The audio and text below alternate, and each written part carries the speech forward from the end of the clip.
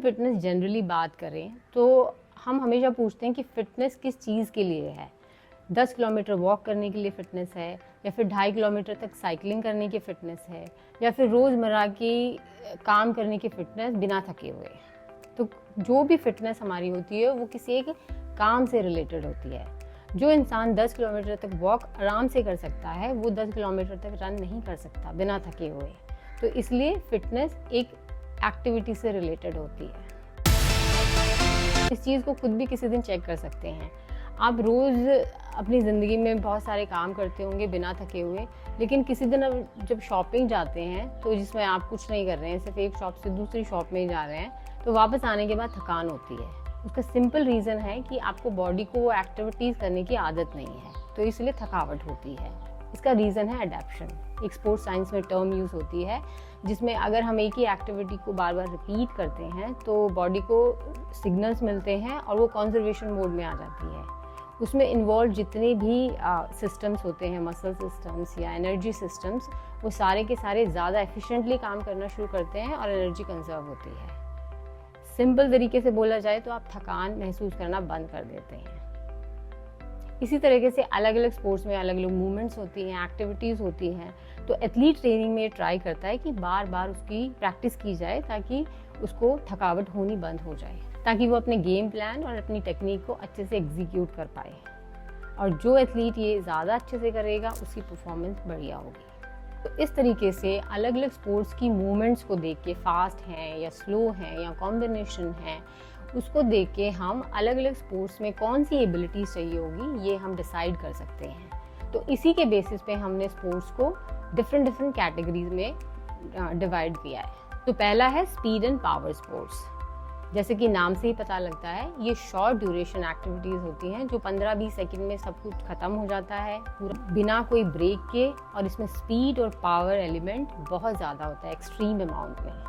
इसमें हमारे सारे एथलेटिक इवेंट्स आते हैं जैसे 100 मीटर, 200 मीटर स्प्रिंट्स, सारे टाइप के थ्रोज और जंप्स और वेट लिफ्टिंग इवेंट्स। इसके दूसरी साइड ऑपोजिट में है लॉन्ग ड्यूरेशन कंटिन्यूअस इवेंट्स, जिसमें मसल एंड्योरेंस पार्ट ज़्यादा होता है as compare to speed and power element.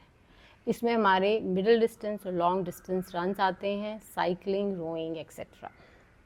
अगर हम इन दोनों टाइप के स्पोर्ट्स में एक लाइन खींचते हैं, सीधी लाइन खींचते हैं, तो जो बाकी के स्पोर्ट्स होते हैं वो इसी लाइन के ऊपर कहीं पर प्लेस होते हैं। उसका रीज़न ये है कि उनमें ना तो speed and power extreme amount में रिक्वायर्ड है परफॉर्मेंस के लिए, ना ही एंड्योरेंस एक्सट्रीम अमाउंट में चाहिए होता है, लेकिन ये दोनों ही एलिमेंट उसमें होते हैं।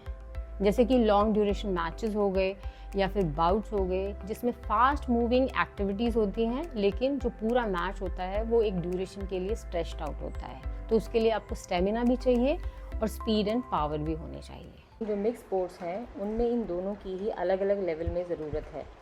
इसके अलावा मिक्स स्पोर्ट्स की परफॉर्मेंस टेक्निक और टैक्टिक्स पर काफ़ी डिपेंड करती है। तो इन दोनों का एलिमेंट कितना है वो डिपेंड करता है कि वो इस लाइन पर कहाँ पर पोजीशनड है। सो उसमें आपके होते हैं कॉम्बैट स्पोर्ट्स, जिसमें आप अपने ओपोनेंट्स के साथ स्पार करते हैं या फाइट करते हैं, जैसे कि बॉक्सिंग हो गया, रेसलिंग हो गया।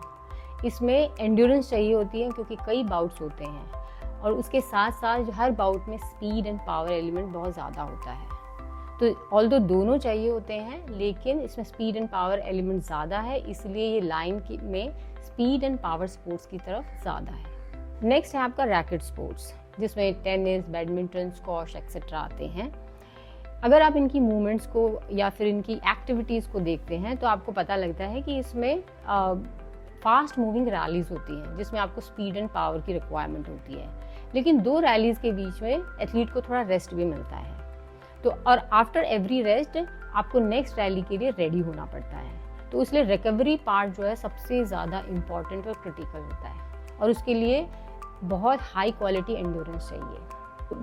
मैच को लास्ट करने के लिए आपको एंड्योरेंस चाहिए, पर साथ साथ में स्पीड एंड पावर भी चाहिए। तो जो आपने लाइन खींची थी उसमें ये समवेयर थोड़ा सा टिल्टेड होते हैं एंड्योरेंस की साइड। नेक्स्ट है आपका फील्ड स्पोर्ट्स, जिसमें किसी भी एक हाफ में कंटिन्यूस टेम्पो रनिंग होती है, उसके बाद टेम्पो बहुत ज़्यादा बीच में फास्ट हो जाता है, फिर स्लो हो जाता है, तो इस तरीके से पूरा हाफ चलता है।